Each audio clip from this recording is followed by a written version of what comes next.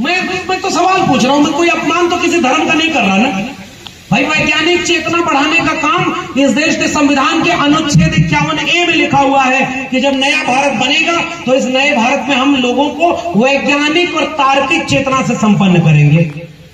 अंबेडकर का नाम है तर्क, अंबेडकर का अर्थ है विवेक, अंबेडकर का अर्थ है बुद्धि, अंबेडकर का अर्थ है विद्वता, अंबेडकर का अर्थ है मोहब्बत, अंबेडकर का अर्थ है इंसानियत, और अंबेडकर का अर्थ है सबको एक जैसा इंसान बराबर करने वाला। और उसको तुम कहते हो कि वे जाति का नेता है। और तब मैं आपको ये बात कह रहा हूं कि अंबेडकर ने एक ही किताब लिखी कायदे से, इतना लिखा है कि वो अपने नायकों को, उनके नायक को सावरकर को अपने किताब में खुद ही कहना पड़ा कि हम वीर हैं, और अंग्रेजों से माफी मांगते रहे। जो अंग्रेजों से माफी मांगते रहे वो वीर हो गए, और हमारे पुरखे सीना तान कर खड़े रहे। उनको कभी इस देश में वीर का तमगा दिया गया क्या? डॉक्टर अंबेडकर को भारत रत्न कब मिला बताइए? 1990 में। भारत का संविधान कब लागू हुआ? 1950 में।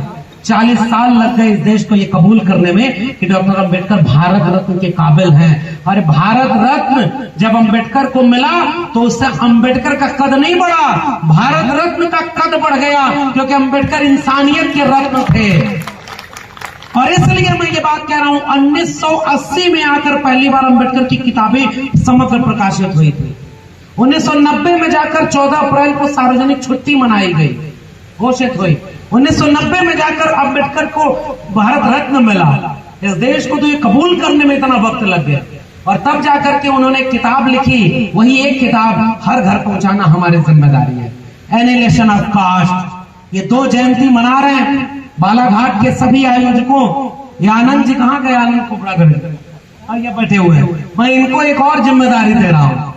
अगर आपने फूले साहब और अंबेडकर साहब का नाम लिया है तो 2024 के चुनाव के पहले पूरे बालाघाट और मध्य प्रदेश में घर घर भारत का संविधान और गुलामगिरी पहुंचा दीजिए। आधा काम आपका इस जयंती मनाने से बड़ा हो जाएगा। हम अपनी जाति को श्रेष्ठ मान रहे हैं और जोर से जय भीम भी बोल रहे हैं, किसको धोखा दे रहे हैं भाई? मैं गलत कह रहा हूं तो बताइए भाई। दूसरे की आलोचना अभी कर रहा था तो आपको बड़ा मजा आ रहा था, अब थोड़ा अपनी भी आलोचना सुनिए। हमारी भी आलोचना होनी चाहिए कि नहीं? ओबीसी में अलग अलग जातियां अपनी अपनी बनी रही। ये लोधी है, ये यादव है, ये कुर्मी है, ये कोयरी है, ये कुशवाहा है, ये वो है, हम उससे बड़े, हम उससे बड़े, हम अशोक के वंशज हैं, तो दूसरा कह रहा है हम पेरियार के वंशज हैं, और सब आपस में एक दूसरे को बड़ा करने में होड़ लगा दिया। कोई जाटव है, कोई महार है, कोई वाल्मीकि है, कोई अलग है। शादियां नहीं हो पाई।